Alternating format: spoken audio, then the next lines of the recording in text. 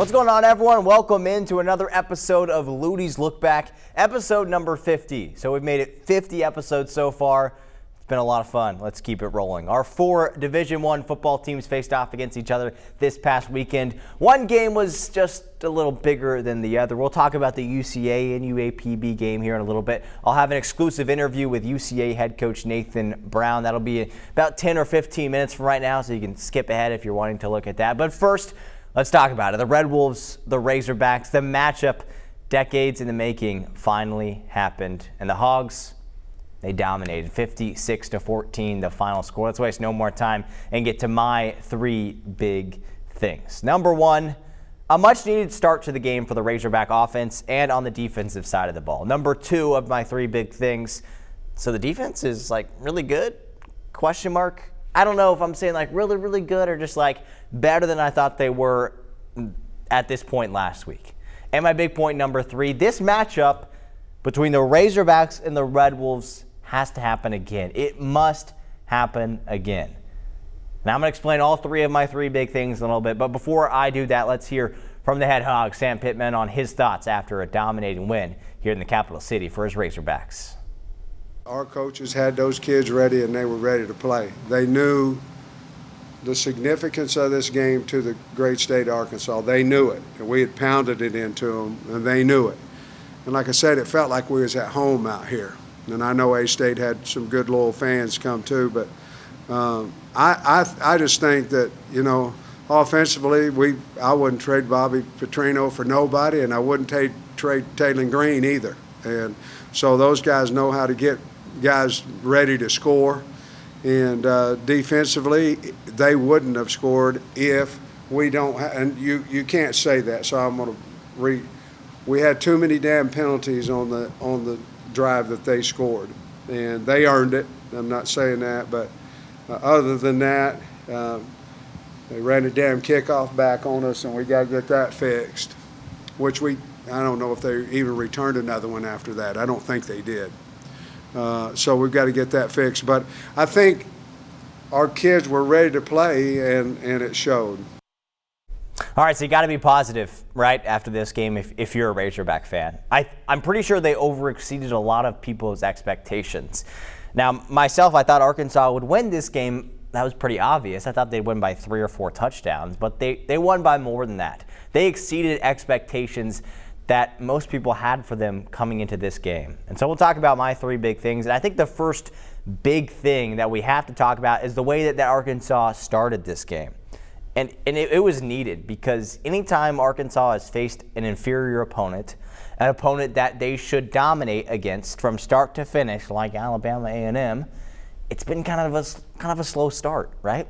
It was late first quarter when Arkansas and Alabama A&M were tied. It was a little bit later when Arkansas was just up by 1 touchdown. That was an FCS team. That was a team from the SWAC. This game, the Razorbacks, the Red Wolves, the Razorbacks were the ones who punched first. A-State never really punched back. They had a little, ooh. But Arkansas was like, hoo-yah! It was like that. They were ready to go for this game. And you heard Pittman say it. He said, we made sure that our team, that our guys, that our coaches knew how big this game was to the state of Arkansas. Arkansas State's been wanting to play the Razorbacks for so long. This was their Super Bowl. And Arkansas said, we're always better than you, and we're going to show it right here. That's what they did, right? And A-State fans out there, I'm sorry. I know this is probably tough for you to take today watching this video. You can skip on through and check out, when I talk to Nathan Brown. But the Razorbacks dominated. Against Alabama A&M, it was a tie ball game late in the first quarter. Against Arkansas State, the Razorbacks were up 28-7. They scored 28 points in the first quarter. If I remember correctly, that's more points than they scored against UAPB a season ago. That's pretty good. And Arkansas State, I think, is a decent football team. Now, a lot to still figure out with the Red Wolves, and we'll talk about them more later. But the start to the game, the Razorbacks needed that. They dominated from start to finish. Now, there are a few things here or there that they could clean up, sure. But they silenced A-State chirping. They silenced the crowd pretty quickly until A-State had their little cool kickoff return, and they could celebrate for a little bit. And they dominated. and it was a much-needed start for the Razorbacks. That's big point number one. Big point number two. So the defense is really good? Possibly.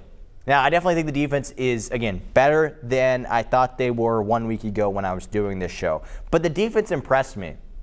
I expected Arkansas to struggle in this game against an Arkansas State offense that is pretty good. Now, granted, it's an Arkansas State offense that doesn't have their top running back in Jaquez Cross.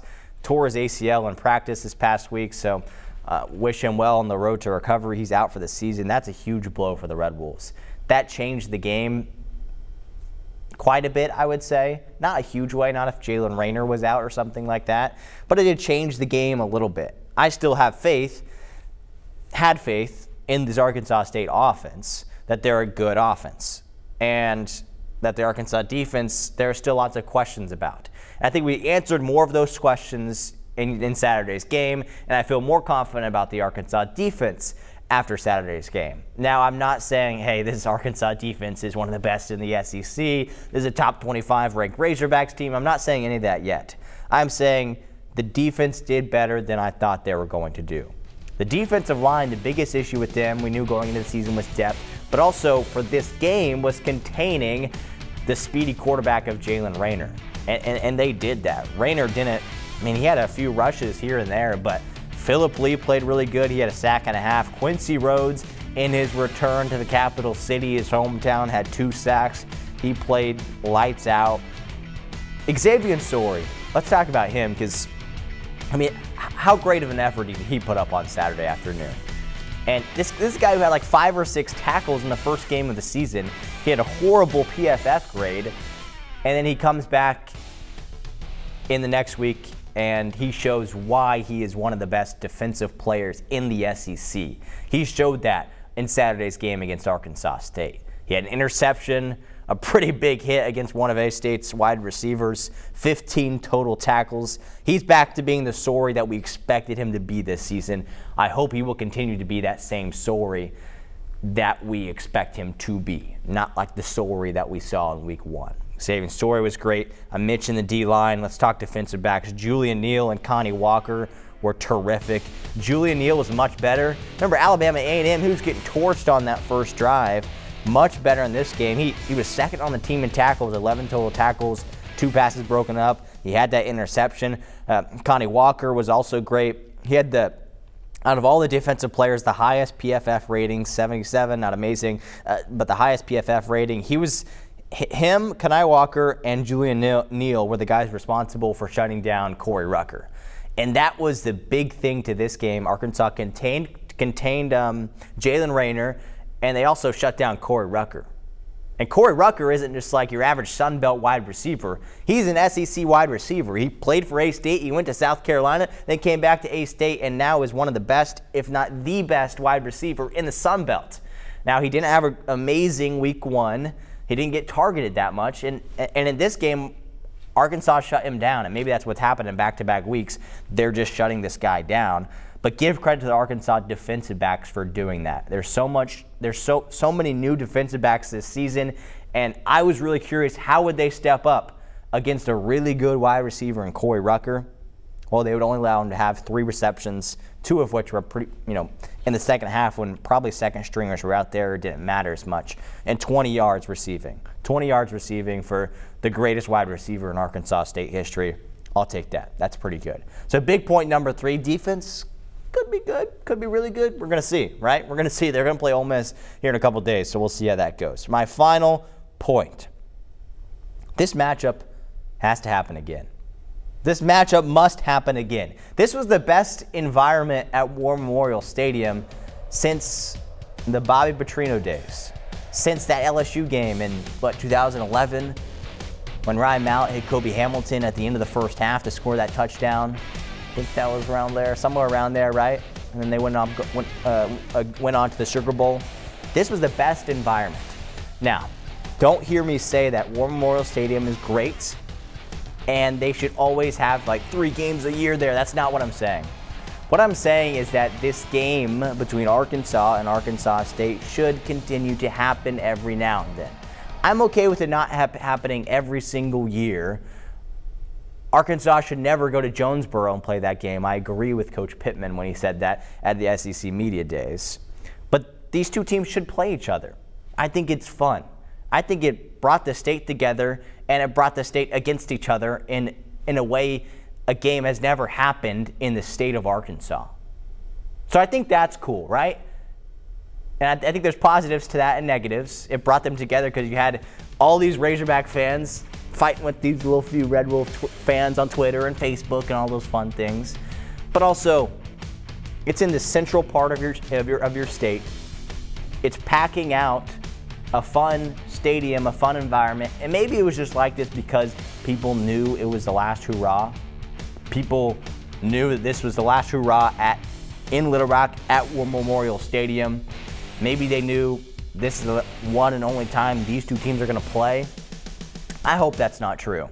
In my opinion, and I'm not the athletic director, I'm not the governor, I'm not the chancellor yet, I would play this game every 5 years.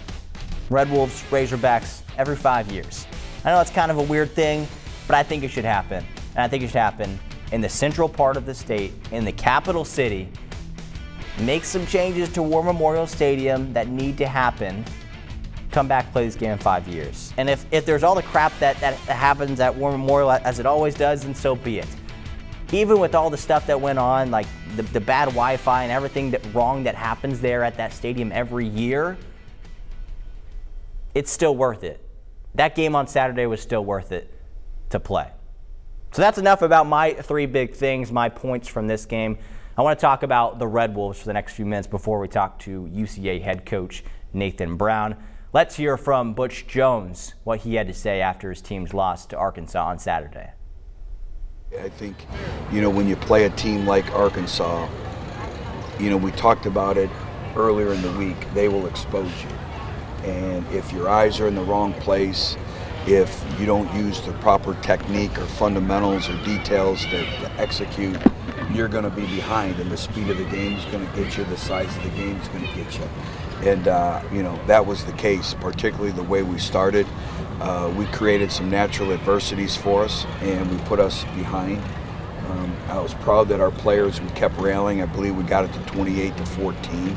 But when you look at critical down execution, I believe we gave up 8 explosive plays, and 5 of them were in the first half. And you can't, when you play an opponent, and really in college football today, you can't warm up the games. You have to start fast. So we have to learn from it. Disappointed, but not discouraged. And we have a long season ahead, but we have to learn from today and move forward. Yeah, so Coach Jones, he said it there. This game was close for a fraction of a second. It was 28-14. The Red Wolves were kind of in the game for a few minutes. Now, that didn't last very long, but I think there is some positives to take away from this game if you're an Arkansas State fan. And I think that this game was close for a little bit. And I want to go back to 2 touchdowns that didn't happen but could have been. The first one was, I think it was second quarter. It was going to be a touchdown pass from Rayner to maybe Cobb or one of their guys that got injured. They had a few guys who got injured and left the game. I think 2 offensive starters. I think they're tied in. They're one of the very first plays. And then one of their wide receivers, whose name is escaping me, he's the one who caught the touchdown pass. It got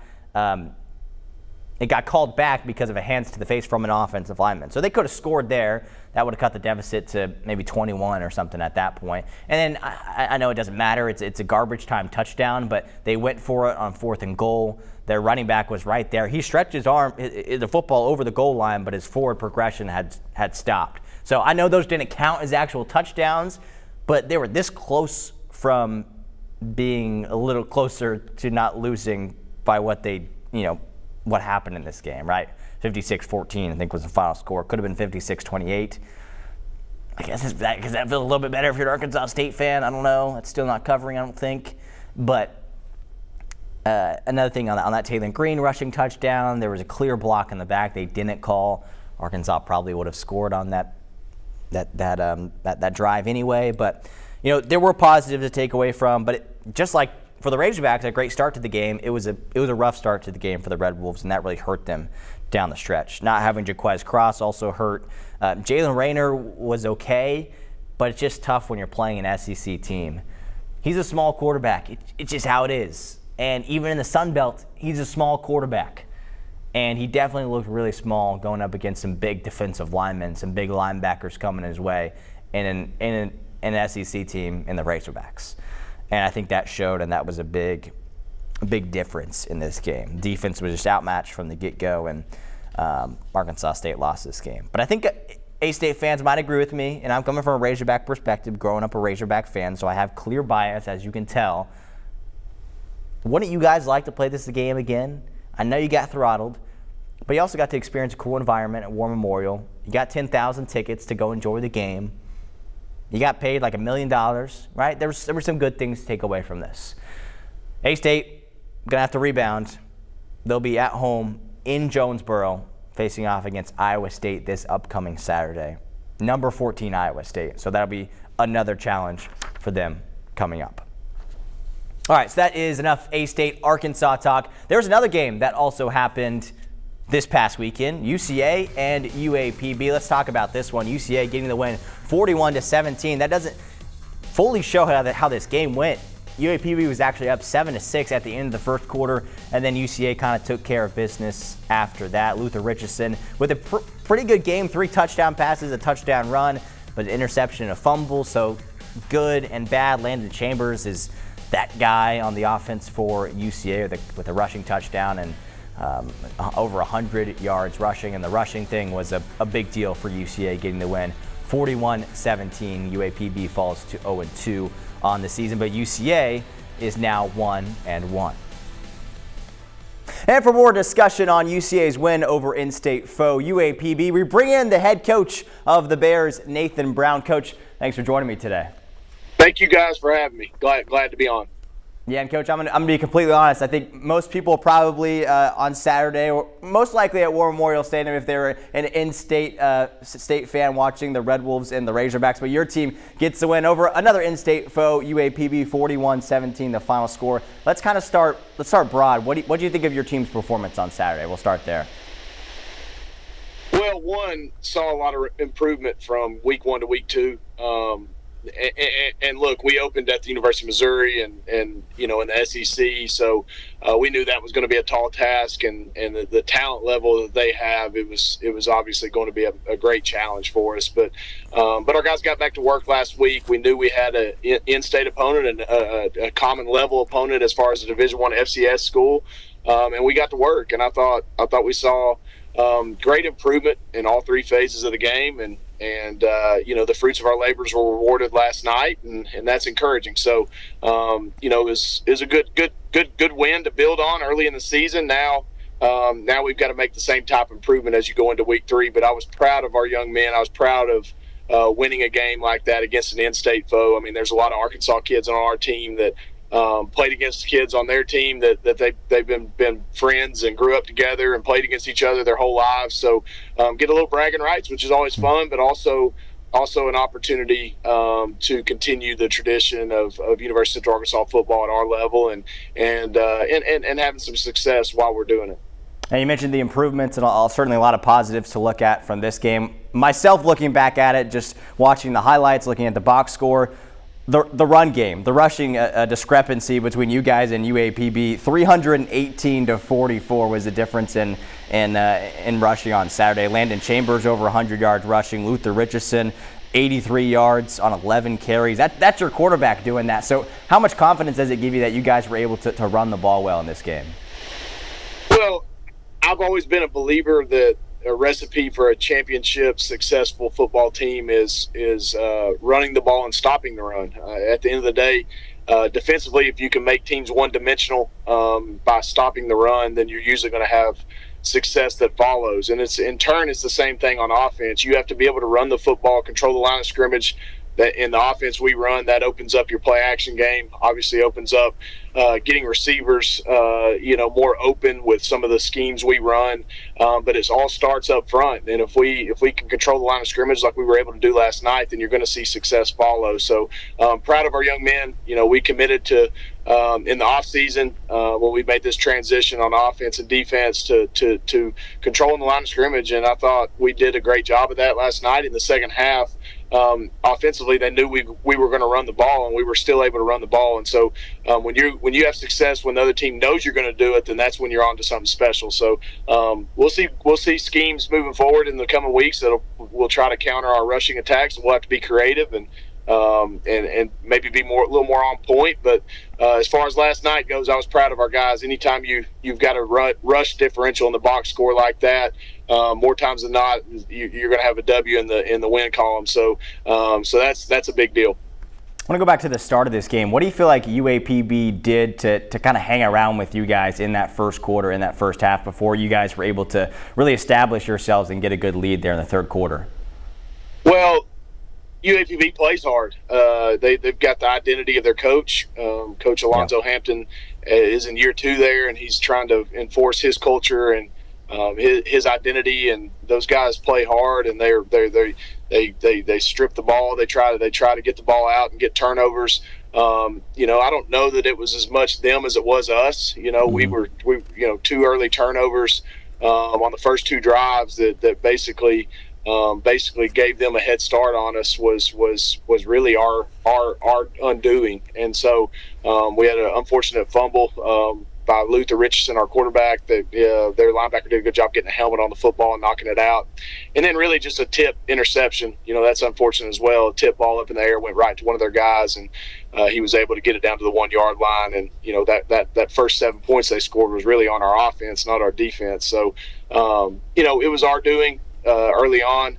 So that's something we've got to address and get better at moving forward as we get into practice is the turnover issue. Let's take a step back and kind of assess your team at this point. You obviously go on the road. You compete, at least in the first quarter, it felt like, against Missouri, and then they kind of control it in the second half. Then you win a nice one against UAPB just on Saturday. Now, as you mentioned, you've got Tarleton State coming to town, the team that's expected to win your conference. How big is that game, and where do you kind of assess your team at this point so early on in the season? Well, I like where we're at. I think we've got a lot of improvement still ahead of us. I think we've got the pieces to be a good football team that can compete for a conference championship. There's no question. I've seen plenty of championship teams here in this program over the years, and this team's got the talent to do it. We've just got to continue to come together, play unselfish football, be great teammates, look for constant improvement. Just because you won last night 41-17, you did not arrive. We got a lot of things we have to work on. So, I think we're in a good spot. But again, we're in the ballpark a lot right now. I know week 1 we had a lot of what ifs against Missouri. Now that some of that was their doing because of how talented they were. But even if you look at last night's film as we assessed it this morning, there's just so many plays that probably were left out there, and that's all 3 phases of the game: offense, defense, and special teams. So the growth has got to continue, and if we continue to grow, and with growth comes confidence, and with confidence comes momentum, and you start stringing together some wins, I think this team has a chance. But again, we got a huge test this Saturday, and Tarleton's the conference favorite. They're a top 5 team. They're talented. They put a lot of money and resources into their program. We're going to have to play clean football this Saturday to have a shot against these guys. And but we're looking forward to the challenge. I know our team is going to be ready to go. We're going to have a great week of preparation and practice. We'll be ready to go on Saturday. All right, good to hear. UCA head football coach Nathan Brown. Coach Brown, thanks so much for joining me, and good luck this weekend. Thank you, guys. Looking forward to seeing everybody in Conway on Saturday at 6 p.m. All right, moving on to the high school ranks now. Here is our full scoreboard from week 1 in Central Arkansas. We're going to go from left to right, top to bottom. Conway, Bentonville stomping Conway in a rematch of last year's state semifinals. I'm surprised that this game went the way it did. Maybe the Wampus Cats aren't the team that they've been in the past. Shiloh dominating against Little Rock Christian. Wasn't a great weekend for some of our bigger teams going up to Northwest Arkansas with those two. Lake Hamilton dominating against Southwest, shutting them out 42-0. There's a great interception that we'll show you here in a second on our Sweeps Play nominations. Lakeside taking down Sheridan 42-12. That was our game of the week. It was close for a little bit, but then Lakeside just pulled forward in the last quarter or two to get the win. Greenbrier and Enoch Asan 41-5 over Russellville. Jonesboro and Robinson squeaking out a 1-point win. Marion in the Northeast taking down Harding 51-7. Sylvan Hills winless the past couple seasons, now 2-0, a 46-14 stomping win over Valonia. Arkadelphia on a Thursday night getting the win over Hot Springs. The Badgers are for real, hoping to repeat as 4A state champs. Maumelle and Parkview dominating again in the second half, 42-12. Stuttgart taking down CAC 48-14. Warren and Whitehall, this game was not close, and then Whitehall kind of came back on them a little bit, but Warren pretty much dominating this one, 28-14. Jacksonville getting the win over Lone Oak, 25-24. Glenrose taking down Malvern for the first time in a couple seasons in the Brick Bowl, 35-21. And then Prescott getting shut out by Salem, 55-0.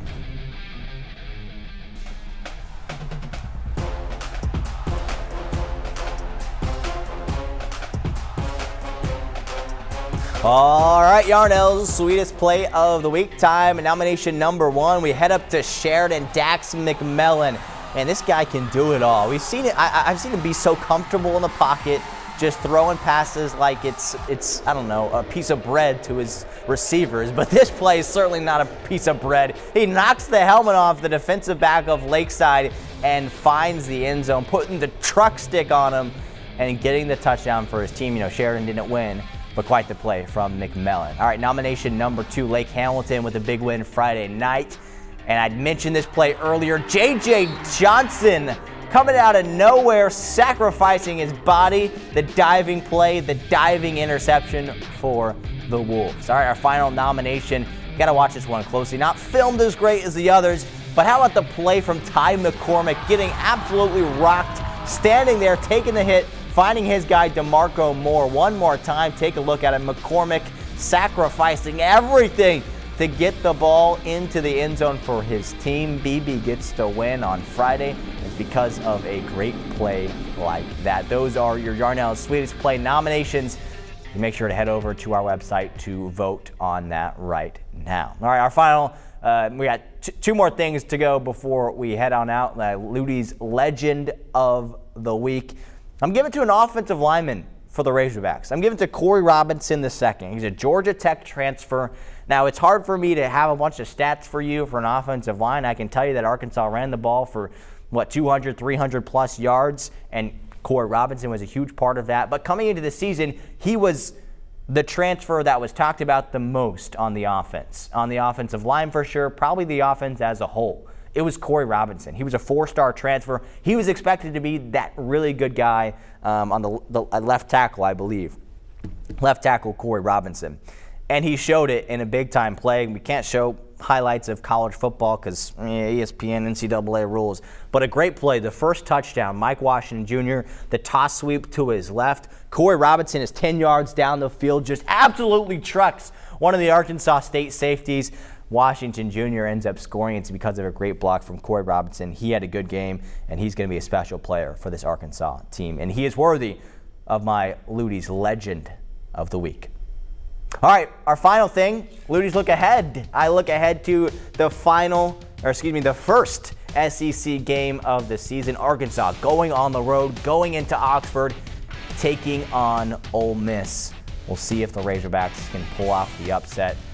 The Rebels have all of Arkansas's players. They got 3 of them from last year. We'll see how that game goes. That's going to do it for another episode of Luttie's Look Back, episode number 50. Thank you so much for everyone for following along and for watching this show. It's been a lot of fun. Make sure to keep on watching right here on THV 11 Plus or on YouTube. We'll see you same time, same place next week.